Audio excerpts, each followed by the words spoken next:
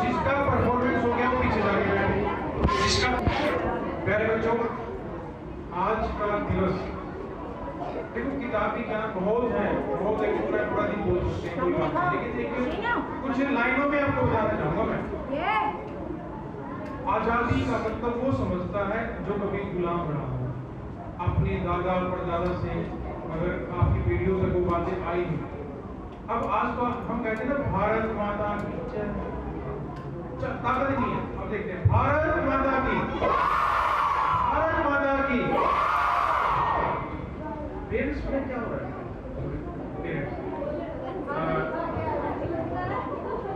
देखिए, हमारे मेरे ना बहुत सारे जो स्टूडेंट है ना, वो फौज में हैं, बहुत सारे, वो अपनी कहानी मुझे बताते रहते हैं।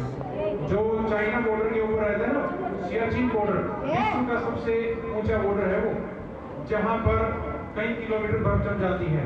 तो वहाँ हमारे स्टूडेंट बताते हैं कि जब हमारी ड्यूटी लगती है तो हमें 3 घंटे के लिए भेज जाता है वहाँ पर, 3 घंटे के लिए। और जब ड्यूटी लगती है उससे पहले क्या करते हैं, पहले उनको भरपेट पानी पिलाते हैं, क्योंकि ऑक्सीजन की कमी है ऊपर। तो आप सोच सकते हैं, वो जो हमारी रक्षा कर रहे हैं, वो 3 घंटे के लिए ड्यूटी पे जाते हैं और वहाँ भी अपना भरपेट पानी पीते हैं, खाना नहीं। खाना खाया तो सांस रुक जाएगी, आप तो कुछ खा के भी आए हो। तो ये भी हालात हैं। तो मैं ये कहूँगा कि आप उन सबके बारे में सोचें। देखो, हम कल्पना कब करते हैं, जब हम उनके बारे में रियल सोचते हैं। आपने महात्मा गांधी का नाम सबने सुना, हालांकि एक रियल नॉलेज आपके तक नहीं पहुंचा गांधी जी के लिए, कि कुछ अध्यापकों ने गांधी जी के बारे में पूरी तरह से सही नहीं पढ़ाया। मेरे प्यारे बच्चों, आज आपको याद कर दो 2 मिनट के अंदर, पता है ना आपको। तो उन लोगों ने जो मेहनत की है, उन्होंने कभी नहीं सोचा मुझे सिर्फ अपना बच्चा पढ़ाना है, उन्होंने कभी नहीं सोचा मुझे पोस्ट पे जाना है। महात्मा गांधी उस समय के बैरिस्टर थे। बैरिस्टर का मतलब समझते हो, एक जज के बराबर। इंग्लैंड ने उनको ऑफर दिया, आओ इंग्लैंड और आराम से जज बनो, लेकिन वो जज नहीं बने। उन्होंने अपने हाथ से अपनी धोती कुर्ता बनाया, वो ही पहना और आपके लिए लड़े। भगत सिंह, जिनकी कलम से लिखी हुई पंक्तियां इतनी सुंदर पंक्तियां हैं। भगत सिंह हमेशा ये कहते थे अपने पापा से, जब खेत में वो बुआई करते थे, कहते पिताजी, क्या जिस तरह से हम गेहूं बीज डालते हैं और गेहूं पैदा हो जाते हैं, चावल के लिए हम धान लगाते हैं और चावल बन जाते हैं, क्या बंदूक का भी कोई बीज है क्या? और बंदूक का बीज बोले और हमारे खेत में बहुत सारी बंदूकें हो जाएंगी और अंग्रेजों को हम मारेंगे। ये बचपन की कहानी है उनकी। और वही भगत सिंह आपके लिए थोड़ी सी उम्र में, जब जवानी शुरू होती है और उसमें चले जाते हैं। एक नाम सुना आपने उधम सिंह का, जलियांवाला बाग आपने सबने सुना है।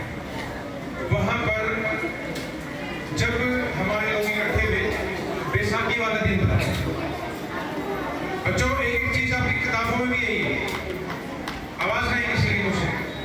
तो वहां पर इकट्ठे हुए अपनी मीटिंग के लिए, और वहां अंग्रेजों ने आदेश दिया, जनरल डायर, और उन्हें कहा गोलियां चला दो। और हमारे 479 लगभग 500 लोग मारे गए, जिसमें औरतें और बच्चे ज्यादा थे। वहीं सामने ही कहीं घर में एक माता अपनी गोद में एक बच्चे के लिए खड़ी थी और एक बच्चा सामने बराबर में खड़ा था। अंग्रेज ने गोली चलवा दी और बल्कि ये कहा, जो गोद में बच्चा है उसको नीचे फेंक, नहीं तो इन तीनों मरोगे, और तेरा जो बच्चा खड़ा है इसको ही मारेंगे। ये बात सुनकर वो लड़का भाग गया और उस माँ को, उस बच्चे को, जो बच्चा था उसको मार दिया गया। जो बच्चा भागा, भागता रहा, भागता रहा, भागता रहा और लंदन पहुंच गया। वो बच्चा धीरे धीरे बड़ा हो गया और उसका नाम था उधम सिंह, और उनके घर में घुस के मारा था उधम सिंह उस अंग्रेज को। और बहुत ही अच्छी स्टोरी है, जिस कॉलेज में वहां जाकर पढ़ा वो उसी के साथ एक अंग्रेज महिला भी पढ़ती थी। तो एक किताब थी जिसमें उसने रिवॉल्वर उसमें कटिंग करके डाली थी। तो उस किताब के ऊपर झगड़ा हो गया दोनों के बीच, और वहाँ छोटा झगड़ा जज के सामने जाता है, वेल प्लान है हर चीज। तो वो झगड़ा गया, तो उस लड़की कहती है ये किताब मेरी है, जो अंग्रेज थी। उधम सिंह ने कहा नहीं ये किताब मेरी है। जज साहब ने कहा भाई उस महिला को, भाई आपके पास क्या एविडेंस है, क्या सबूत है कि मेरी है? उसने कहा मैंने इसमें 5 पेज पढ़े हैं और 5 के क्वेश्चन याद आप सुन सकते हैं। जज ने सुना दिया कि तो बुक इसकी है भाई महिला की। उधम सिंह ने कहा मैं क्या सबूत दूं? उसने कहा बताओ तेरे पास क्या है सबूत? उसने कहा किसी भी पेज को खोल लो, हर क्वेश्चन याद है मुझे। और 12 घंटे में वो किताब याद कर दी उसने, उधम सिंह ने। और उसी के अंदर कटिंग करके रिवॉल्वर रखी और उस अंग्रेज को वहीं पर असेंबली के अंदर मारा था। ये था उधम सिंह, ये थी आग सीने की। खाली भारत माता की जय। हाथ निकल नहीं है बेटे, इस हाथ में वो ताकत हो, यही वो हाथ है तुम्हारे पूर्वजों ने तलवार चलाई है, गर्दनें काटी अपने दुश्मनों की, और आज आप रोटी भी काटते नहीं है, तो वो ताकत नहीं है। भारत माता की, भारत माता की। कई बार कुछ क्वेश्चन आते हैं हमारे सामने, कुछ लोग पूछते हैं हम भारत को भारत माता ही क्यों कहते हैं? इसका भी कारण है। देखो धरती को हम माँ के कहते हैं। जिस तरह माँ अपनी छाती का दूध पिलाती है आपको, उस तरह ही ये जमीन, ये धरती, जिस तरह आपको अपना मकान प्यारा होता है ना, वो जगह 100 गज की, इस तरह हम सबको अपना ये भारत पसंद है। इनको हम धरती माँ कहते हैं क्योंकि इसी की धरती से वो अनाज, वो हर चीज निकलती है जो हमारे लिए लाभदायक सिद्ध होती है और हमारे देश की तरक्की होती है। ये धरती हमें माँ की तरह पालती है, इसलिए हम इसे भारत माता कहते हैं। ठीक है ना? तो आप अगर हम इस जनरेशन को अच्छे से तैयार करेंगे तभी बात बनेगी। हम आपको पढ़ा क्या रहे हैं? मुद्दा ये है, अगर हम आपको इतना कमजोर, आजकल तो आपके लिए एक वर्ड यूज होता है जेन जी, सुना है? अब जो हमसे अगली पीढ़ी आई है थोड़े बच्चों की, अभी जवानी में कदम रखा है, उनका नाम रखा है जेन जी। उनके अंदर संस्कार नहीं है। अगर वही जनरेशन आगे बढ़ी और ये संस्कार ना मिले तो शायद हमारा देश लंबा नहीं चलेगा। देश क्या, विश्व में जनरेशन जी चल रही है, क्या बोलते हैं इसको? आपने हाल ही में देखा कुछ आंदोलन में वो चीजें देखी होंगी। तो कोई भी व्यक्ति, मान लो महात्मा गांधी कितने ज्ञानी थे, भगत सिंह कितने ज्ञानी थे, उन्होंने शब्दों को ऐसे पिरोया, ऐसे संभाला कि हर व्यक्ति के जहन में उतरता था। हम कितने भी खतरनाक व्यक्ति हो, लेकिन हमारे मुंह से गालियां नहीं निकलनी चाहिए, तो आप शिक्षित नहीं है। अगर कल को आप माँ बाप को गाली दें वो भी गलत है। तो हमारे इस धरती पर भारतवर्ष में हर व्यक्ति को संस्कार दिए जाते हैं, आज से नहीं हजारों साल से। जो संस्कार है उसी को आगे बढ़ाना है।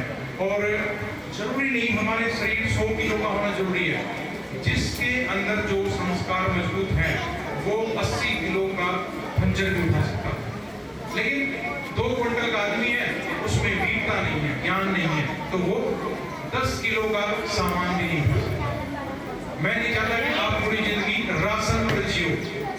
आप राशन पर नहीं, आप राज करें। और यही वो बच्चे हैं जो से नाटक बोल रहे नहीं, ये मजदूर बनेंगे, ध्यान रखना। और जिनकी माइंड में ये बात उतर गई वो राजा बनेंगे।